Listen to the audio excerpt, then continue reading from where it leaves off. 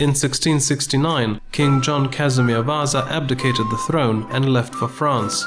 Michał Korybut-Wiśniowiecki from the old Polish Piast royal dynasty was chosen to be the new leader. His unsuccessful reign did not last for a long time. In 1673, the Republic's second Piast, Jan Sobieski, the hero of Chotin, took the throne. Victories against the Turks continued making him famous all over Europe, but the king could no longer strengthen the sovereignty of the Republic or manage the nation of barons.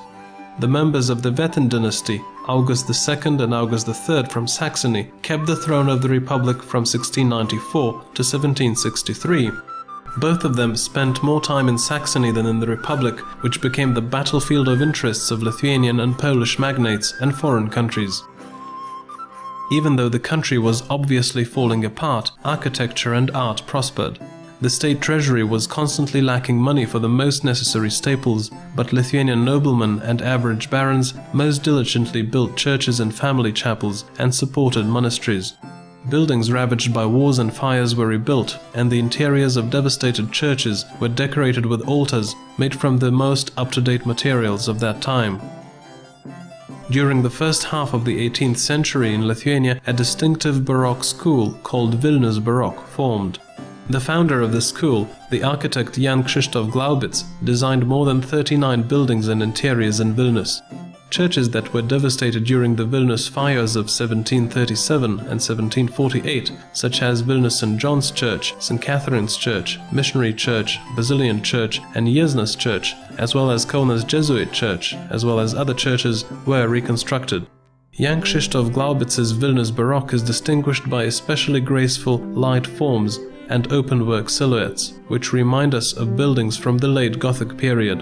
The school found as buildings and altars created for the interiors, as well as organ stands, are of dynamic, simply waving plastic art of multifaceted moldings, and are separated by thrusting, usually supportive pilasters and fancily cut niches.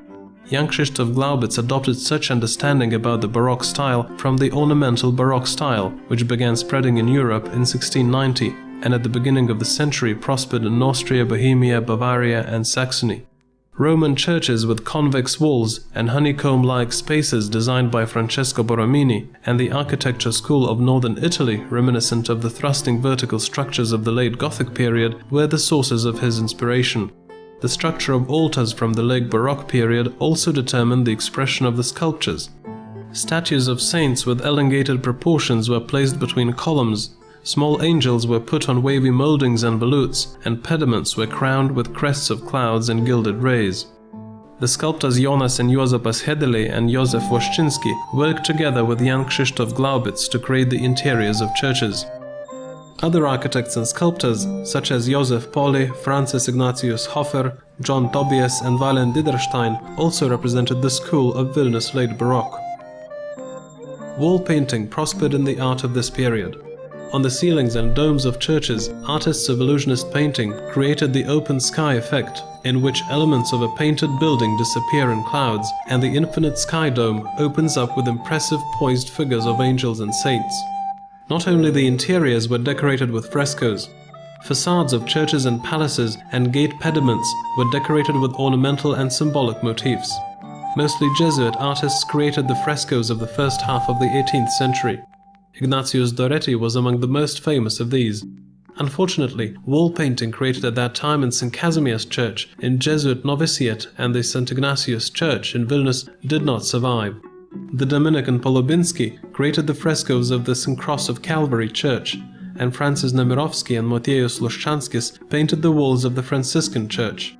The latter artist most likely painted the frescoes of St. Teresa, Holy Spirit, and St. George as well. In easel paintings from the time of the Republic's sunset, the portrait genre became popular. In estates and churches, in the Kodanis Church for example, entire portrait galleries of the noblemen Radvilos and Sapiegos were formed. A portrait gallery of Samogitian bishops in Varni and a portrait gallery of Vilnius bishops are also mentioned. Portraits of bishops, monks, scholars, and average barons became popular. In the most popular portraits of barons, a person's nobility is emphasized, and his work and merits are shown in a symbolic way. In church painting, the trends of the 17th century were continued, and the Baroque features of most works were pronounced. Reproductions of St. Mary's images and the decoration in the Baroque style with gilding and crowns became popular. Most images of saints painted for churches continued to remain anonymous. They were painted according to precursory works. Johann Gotthard Berhoff is probably the most professional painter of altar paintings from the end of the 17th century. The painting St. Mary's Ascension into Heaven, present at the Kaunas Cathedral Basilica, is his work. In the works of this Vilnius artist, mature Baroque features are already present. The movement of figures is freer, and the composition is divided into two, earthly and heavenly spatial zones. Szymon Czechowicz, who came from Poland, left a deep imprint on Vilnius church embellishment of the 18th century. Features of Raphael, Rubens, Carlo Moretti, and other famous European painters can be found in paintings of this student of the Academy of St. Luke in Rome. In the graphic art of books, which were becoming more popular, there appeared graphic images, or real images of paintings, famous for depicting mercy scenes. At the end of the 17th century, the most famous engravers from Vilnius, Aleksandras and Leonas Tarasevičiai and Laurynas Kščionas, worked in the Vilnius Jesuit Academy printing house. Graphic art in books and the graphic inserts of the Basilian, Franciscan and Piore printing houses were also famous in the 18th century.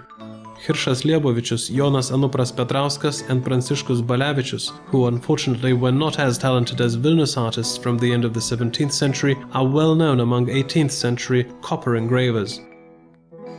In the 18th century, delicate textiles became popular. This was prompted by textile producing workshops, which began to be established. The Bartninkai, Alytus and Šiauliai textile producing workshops are well known. Such workshops were established in the Oginskiai estate in Mūro Strėvininkai and Slonim, the Radvilos estate in Kėdainiai and Dubingiai, and the estates of other noblemen. In Slutsk, Mykolas Kazimieras Radvila Žuvelė founded a workshop for decorative sashes. In 1722, in Nalibokai, Ona Kotryna Radvilienė established a glass workshop, in which ornate glasses from engraved crystal were made. In 1737, she also opened a mirror workshop. Vilnius continued to remain a famous center of goldsmith work and metalwork. Ornate gilded pictures, embossed using different techniques, a large number of reliquaries of different forms, metal fences decorating church facades and interior and exterior balconies, as well as embossed metal crosses crowning the tops of churches, have survived to date. Lithuanian mid-Baroque and late Baroque are mostly expressed in the inheritance of woodwork. The Vilnius novitiate was famous for workshops of carpenters, cabinet makers and carvers. Today, pews and confessionals that were made here can also be seen in St. John's Church. The ensemble of wooden altars in St. Bernardin's Church in Vilnius is notable among the works made of wood from the second half of the 18th century. Unique examples of wooden carving also survived in the wooden churches of Stelmužė, Alsėdžiai, Smilgiai and Tabariškiai.